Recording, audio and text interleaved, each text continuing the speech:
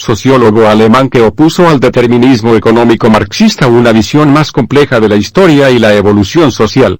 Para Weber, las estructuras económicas y la lucha de clases tienen menos importancia que otros factores de naturaleza cultural, como la mentalidad religiosa o filosófica o incluso la ética imperante. Así, en La ética protestante y el espíritu del capitalismo, 1905, obra clásica de la por entonces naciente sociología, vio en la espiritualidad protestante el caldo de cultivo que favorecería el desarrollo del capitalismo en el norte de Europa. Max Weber era hijo de un destacado jurista y político del Partido Liberal Nacional en la época de Bismarck. Estudió en las universidades de Heidelberg, Berlín y Gotinga, interesándose especialmente por el derecho, la historia y la economía. Las primeras investigaciones de Max Weber versaron sobre temas económicos, algunas de ellas realizadas por cuenta de los intelectuales reformistas conocidos como socialistas de cátedra. Desde 1893 fue catedrático en varias universidades alemanas, fundamentalmente en Heidelberg, excepto entre 1898 y 1906, aquejado de fuertes depresiones. Durante ese período dejó la enseñanza para dedicarse a viajar y a investigar. En 1909 fundó la Asociación Sociológica Alemana.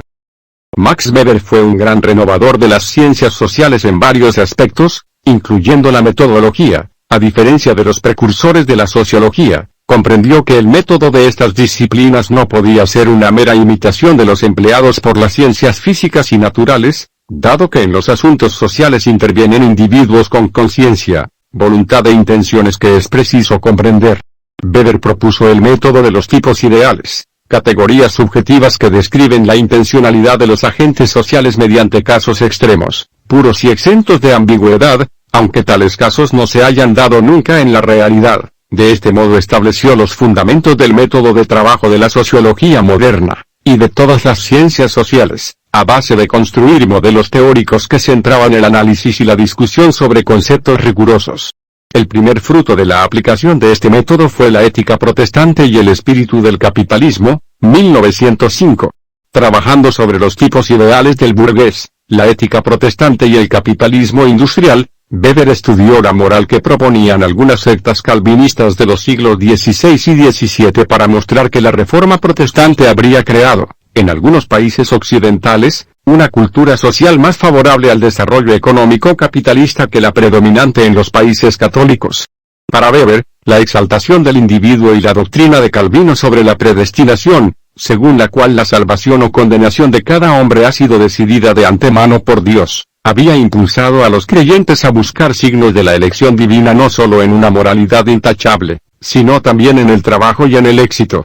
De modo inverso, del estudio de las religiones orientales, a las que dedicaría algunos de sus últimos trabajos, como La ética económica de las religiones del mundo, 1915-1919, se desprendía que, a pesar de contar con los elementos y factores económicos necesarios y favorables, el capitalismo no había podido desarrollarse en las civilizaciones orientales por no tener cabida en la mentalidad religiosa y filosófica imperante.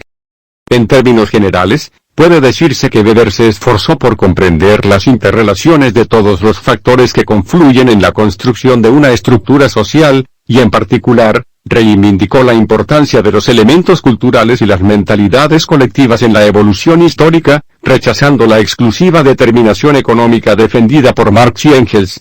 Frente a la prioridad de la lucha de clases como motor de la historia en el pensamiento marxista, Weber prestó más atención a la racionalización como clave del desarrollo de la civilización occidental, un proceso guiado por la racionalidad instrumental plasmada en la burocracia. Todos estos temas aparecen en su obra póstuma Economía y Sociedad, 1922. Políticamente, Weber fue un liberal democrático y reformista, que contribuyó a fundar el Partido Demócrata Alemán.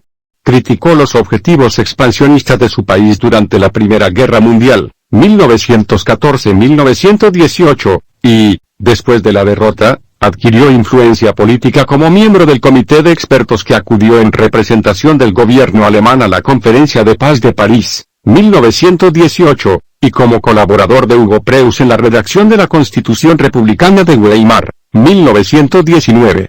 De entre sus escritos políticos cabe destacar Parlamento y Gobierno en una Alemania reorganizada, 1918, una valerosa defensa del parlamentarismo escrita en los difíciles tiempos de la Alemania en guerra.